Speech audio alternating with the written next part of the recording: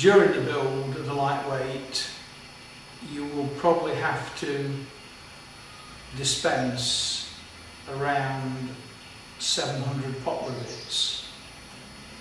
This is a lot. You could use a hand-operated gun to do this, but I think you would find the job a lot easier if you used an air-operated, a pneumatic pot rivet gun. Now these have come down dramatically in price. They are around £50 now, and you can get these from Machine Mart or from AB Tools, who are at all kit car shows. You may be able to borrow one, or you may be able to get a second-hand one from eBay or something like that. But we do advise you to buy one of these guns. It will make your job a lot easier, and the rivets will go in a lot better. Okay. On a safety note, make sure that this plastic receptacle for the spent rivets is kept on the end. This collects the spent rivets. If you don't have that on, there's a good chance it'll shoot out the end, and it isn't directly in line with your own eyes. So that is quite an important thing. I must confess that when we bought this gun, the original one that was given with the gun did break pretty easily. We've made that from a bit of plastic tube. So make sure that you've got something on the end there, and it's always on while you're doing it. This does operate on compressed air, so you will need a small compressor to supplement the gun, and obviously any operations that involve compressed air, be very careful, because it is dangerous. If it gets into your bloodstream, into your blood, then it's difficult to get the air bubbles out of your blood. So don't put your finger over the end of the pipe, don't mess about, don't poke it into orifices in your body. You could be in a lot of trouble. Whilst building the lightweight, you may need to cut off or mark centre pop box sections like this, and often you do need to get a line all the way around them to make sure that the mark or the hole you're drilling is in the exact position on both boxes, both sides of the box.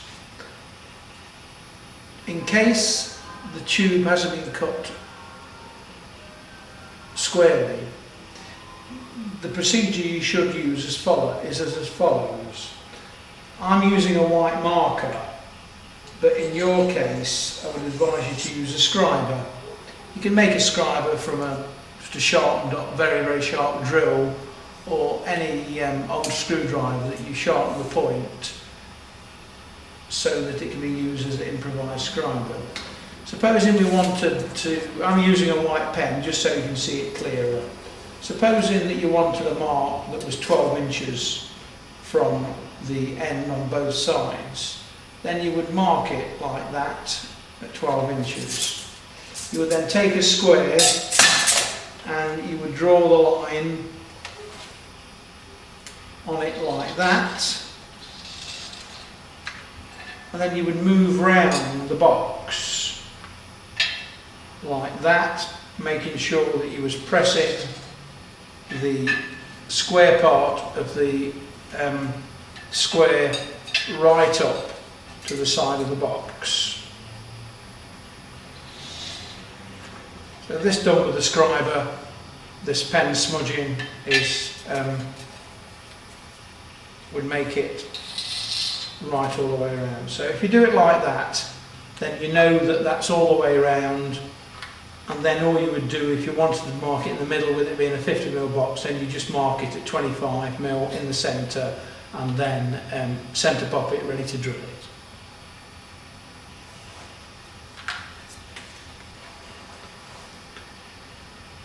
Okay.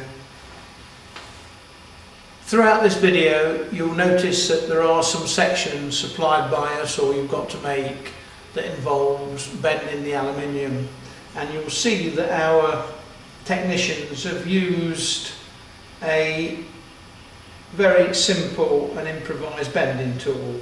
All this is 2 pieces of precisely cut 1 inch by 1 inch by 3mm angle, and they've just welded the end together, if you can see, like that, just so that by hand pressure you can squeeze that together like that.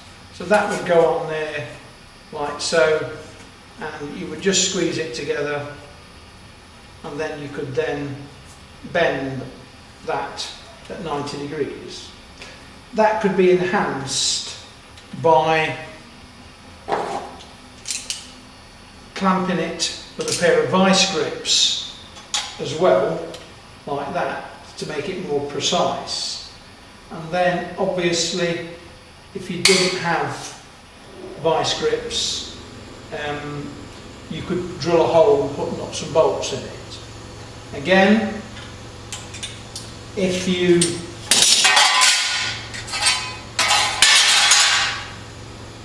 didn't have welding facilities, then at that end all you do is drill 2 holes, probably 1 inch apart, and then just put some spacing washers in between and tighten them up reasonably tight, and that would still give you the same action. Again, I need you to look carefully to this tool that's been made very roughly, and you can see that it consists of 2 pieces of 2 inch or 1.5 inch flat strip, and they've been welded so that there is a gap, a natural gap between them of round about 1/8 of an inch, and then there's been jaws cut into a piece of 22mm tube, and it's just been strengthened a little bit by 2 members like that to give it a bit of strength. And you probably see, or you will see on the video, that our operators simply put the aluminium into those jaws, either right up to the, as far as it'll go, right to the end of the neck, or if it's just 1.5 inches bend, they'd put it up to the one side of it, which is 1.5 inches, as you can see, or if it was a 2-inch fold, they'd push it on the other side up to there, and then they just simply get it onto the bench like that and just press onto it, and that gives a bend at 90 degrees or something like that. If you didn't want to make one of those tools, or possibly hadn't got welding equipment, then you could improvise, and you would just get a couple of strips of metal, preferably the length of the component that you wanted to work on, and you put one on one side and one on the other side, put them so that they're all flush against the face like that, and then with your vice grips you would just snap your vice grips on there, 2 pairs probably, one like that, and then one on the other side like that, and then again you would use the vice grips, you would just bend it like that, and it does an equally good job, probably not as quick, but that gives you the right angle bend that you're looking for.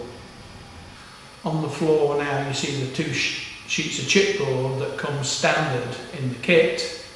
We're going to use 1 sheet complete and cut the other sheet up into various bits. Flashed on the screen you'll see a list of the bits that need to be cut up. You cut these up with an electric circular saw or a jigsaw, or you could get your friend, your dad, your uncle, just to go down with a rip saw and cut them up with a rip saw. But it is quite tough stuff, this chipboard, and to be aided with an electrical saw would help you a lot. We've now cut up the second sheet of chipboard, and we've left 1 sheet marked A as the main base for the workboard stroke jig. You can see next to it we've got B. You'll refer to the list that you've got. That's B. That's joined onto it. And then to join the two together from underneath, you've got G. So the first thing the operators will do will be put G underneath A and B and make that into one long, approximately 10-foot strip. We'll then, the next thing will be that they'll put on D, that's D there, and they're stacked together and they go down the middle of the sheet towards the middle, towards the back. And then on the edge of the sheet we'll have E, there's 4 E's, they go on the edge of the sheet and the width of those would be approximately 42 inches, which is the width of the lightweight body, and that stops the body, that brings the body to the correct height. And then on top of those we'll get the F's, which will actually restrict the body, and they're the ones that will be at 42 inches. The body will go right up to the very front of the sheet, just there, and most of the measurements we're taking are from the front of the sheet working back. And then sideways, angular on the front will be 2 each side of number C. So Paul and Michael are going to jet into this now. They're going to fasten it together with ring shank nails, simply because of speed. You people at home might want to use the proper chipboard screws, but in this instance these lads are going to use ring shank nails, and they're going to build it up on the floor. Now many of you may be quite happy working on the floor, but we will correct that at a later date. But for this exercise now, the two operators are going to jet on now and get this, this jig, this workboard put together. Obviously you'll be referring to the lightweight jig sections to be cut from packing cake box board, sheet, sorry, so that you'll constantly be referring to it.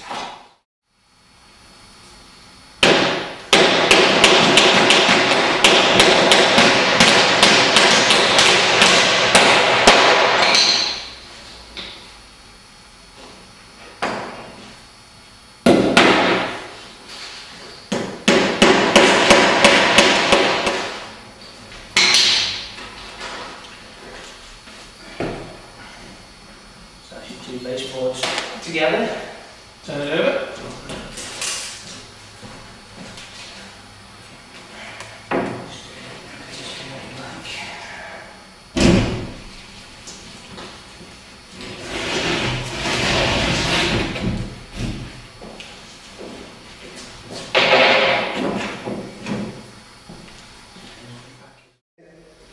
So now you turn your board over, and just pack it up with some offcuts. This is to compensate for the joining strip that's underneath.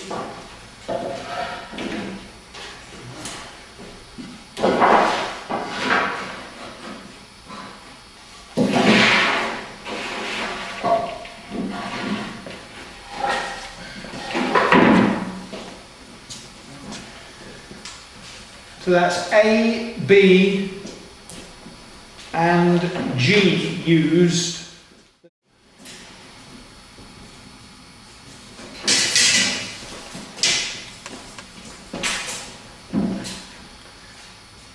So the lads are now marking the centre of the sheet and their straight edge conveniently to put down the middle. And they're using a black marker so that you can see it clearly. In actual fact, for anything as precise as this, I'd like to see you using a joiner's pencil. That's the joiner's pencil that's flat and thick, dark and graphite. So we've got the centre line. So we're going to mark that first. 2,930. Okay, and I think that we'll probably nail those two together, lads, first. Yeah. And again, you'll mark the middle of it. So when you put them on the line, it is important that you do this precisely, because it is the one false measurement here would mean that you've actually got the whole body shell that could be twisted. Having said that, when you start to put it together, it will be evident to you that there's something wrong, and you can go back and make up the, you can check them.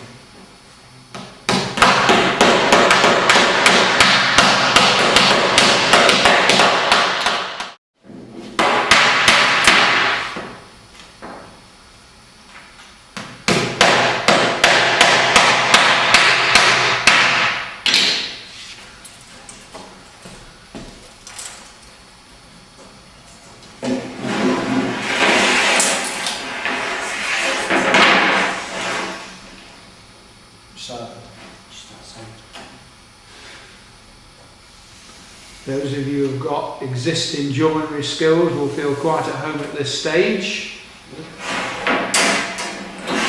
you who've put MFI wardrobes together will also feel quite happy.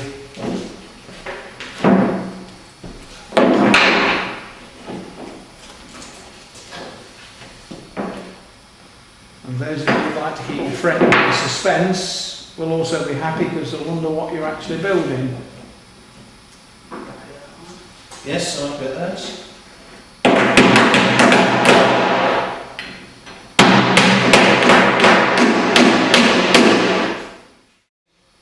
So we're now looking at, there's 4 number E's. So we're getting the E's, and again we're selecting these. It doesn't matter with these whether it doesn't matter, we've got a good side or a bad side. They just go on the back like that. And I think they do come right up to the end of the board, do they? Right to the back edge. Yeah. Yeah, they go right up to the back edge, so it's easy for these to... what will actually happen with these stacked components, we will get some big nails, some 4-inch nails, and drive a few of those in, so it ties up. There's 4 layers now of chipboard in this equation, so we'll put these and the 50mm ring shanks you've got there, we'll put these 50mm ring shanks in now, but to supplement it we'll put some bigger nails in. Again, if you did this with the proper chipboard screws, then it would be... Do that bottom corner first, Michael, where you can line it up.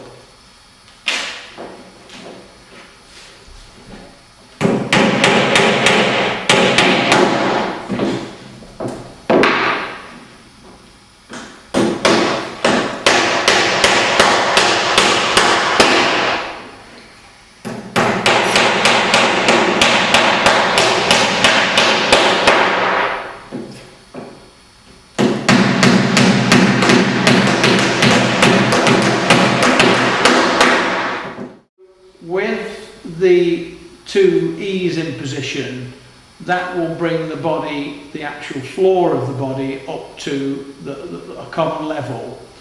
We now need to put in the 2 lots of 2, what we're calling restrictors, to stop the body moving sideways. And they're the strips that's been cut across there. You can see they're F. So again, lads, if you do want to stack those together, stack 2 of those together, but it's important you select the best side, the straight edge of them. So if you've got a wobbly side, put the 2 wobbly sides together and the straight edge. Now there is a magic measurement that runs throughout this lightweight project, and this measurement is actually 42 inches. Now you will have to forgive me if we go from metric to imperial and then from imperial to metric, but we are talking about an important measurement, which is 42 inches. You can translate that yourself while looking at your tape. So that means we're taking it from that centre line, 21 inches from the centre line to the outside.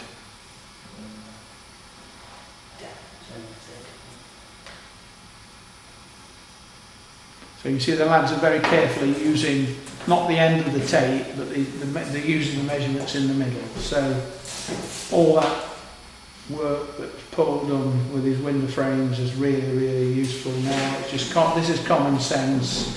It's not what you'd call high-tech engineering, it's just common sense. But that 42 inches is pretty important.